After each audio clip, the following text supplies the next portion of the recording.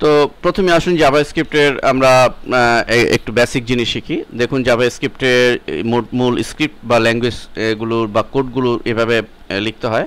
আমরা যেখানে HTML বা বডি এটি আমরা জানি যেটি HTML ট্যাগ, বডির মধ্যে আমরা স্ক্রিপ্টগুলো লিখব। তো দেখুন স্ক্রিপ্ট টাইপ, এই যে লেখাটি রয়েছে, এই যে কোডটুক রয়েছে, মূলত প্রায় সাধারণভাবে এই জাভাস্ক্রিপ্টের কোডগুলো আমাদের প্রথমে এভাবেই লিখতে হবে স্ক্রিপ্টটুকু। এই স্ক্রিপ্ট লেখার পরে আমরা কি ডিফাইন করতে চাই, জাভাস্ক্রিপ্টে আমি কি কমান্ড দিতে চাই সেটি আমরা পরে এখানে দিব।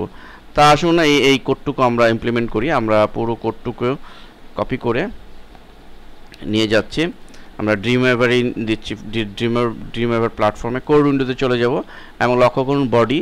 তো আমরা বডির মাঝখানে আমরা এটি পেস্ট করে দিব, ডিজাইনে চলে যাই। এবার আমরা এটিকে ফাইলটিকে সেভ করি যে কোনো একটি নামে, আমি সাপোজ বেসিক নামেই সেভ করছি।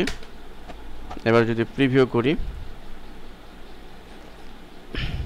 লক্ষ্য করুন this is my first JavaScript, আমরা কিন্তু ব্রাউজারে দেখতে পাচ্ছি। এবং আমরা আমাদের এই কোডের মধ্যে যে চেঞ্জ আনবো, আমরা যা লেখা আনবো, সাপোজ এখানে this is my first JavaScript না দিয়ে আমরা যদি এরকম দেই যে ওয়েলকাম,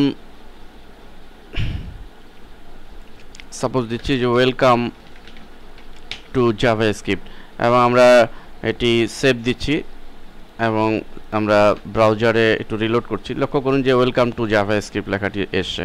তো এভাবে আমরা মূলত জাভাস্ক্রিপ্টের মূল বেসিক যে বিষয়টি রয়েছে সেটি আমরা দিব, অর্থাৎ এখানে আমরা যে চেঞ্জ আনবো সেটি। এবং এই মেসেজটি আমরা প্রদর্শনের জন্য ডকুমেন্ট ডট রাইট, অর্থাৎ ডকুমেন্টের মধ্যে এই মেসেজটি প্রদর্শন হবে। মূল কোডটি হচ্ছে এটি ডকুমেন্ট ডট রাইট, এটি দিয়ে আমাদের মূলত মেসেজকে প্রদর্শন করাবে। এবং স্ক্রিপ্ট শেষের যে ট্যাগ সেটি হচ্ছে এটি। জাভাস্ক্রিপ্টের শুরুতে আমাদের এই কোডটু দিতে হবে, সব স্ক্রিপ্টে আমাদের এই কোডটুক দিতে হবে, এবং কোড যখন শেষ হয়ে যাবে তখন আমাদের এটি দিতে হবে। এভাবে আমরা জাভাস্ক্রিপ্টে কাজ করতে পারবো।